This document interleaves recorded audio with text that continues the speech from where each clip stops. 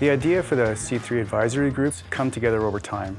It is something that over the last 12 to 13 years of working with construction companies, we've slowly been developing more and more, I guess, what we feel are best practices together.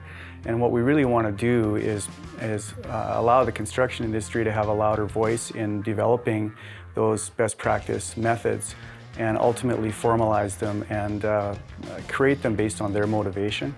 And what we want to do is put all that together and give it back to the industry. Is there merit in looking at developing a best practices association? I think absolutely yes. Having people, again, being able to both go to a source to look for best practices as well as contributing on an ongoing basis and evolving best practices, absolutely there's a need. Climate and weather have a big impact on the construction process. Fundamentally, people want to complete a project on time, on budget, and at a certain level of quality. The frozen ground, plays a big role because for any excavation, you're going to have to get your ground thawed, right? Planning-wise, when you're going to do cement pours, generally the workforce comfort is a really big one. Weather itself can be your best friend or your worst enemy in construction. Any kind of bad weather can affect productivity and ultimately even grind a construction site to a halt.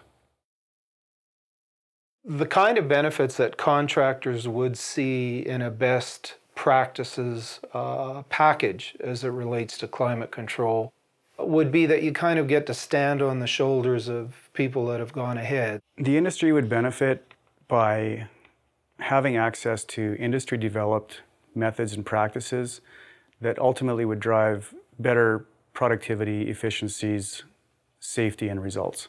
If somebody's done a lot of work and come up with an application that makes sense in an adverse weather condition, but they've come up with a solution that works and works for everybody, and it becomes a standardized way of doing things, it becomes a best practice for doing something, why not have everyone have access to that? Sometimes the best practice not only can bring about a project on time and on schedule, it can have some pretty direct safety implications. Some of the known industry best practices would relate to prevention of fire on construction sites where you would not use a direct fired open flame technology or in and around combustible items. You're utilizing equipment that eliminates noxious fumes within the workspace so that the workers are more productive. You're going to be able to avoid some of the common cold-related or weather-related injuries. You're going to be avoiding your worker distraction because of the cold, your worker fatigue because of the cold, and worker morale is another big one that really impacts your safety and your productivity as well. The way that I've seen best practices shared in the industry has mostly been by word of mouth, on-the-job learning. It varies by company, everything from contractors working on the job, training people, to different resources that they might have internally to educate. And also, for that matter, sometimes even some of their suppliers would be coming forward with new initiatives for them to consider. I suggest there's value in the construction industry developing a best practice database. I really can't see a downside. They would have a very quick take on what someone else has done, what has been a very practical solution in the particular application they're looking at, and it would certainly give them a springboard to move forward. Yeah, the value I see in the construction industry coming together is that it never hurts to have the most current knowledge, the best knowledge available in the industry. It's always changing, so we can always be learning that, and it would benefit everybody.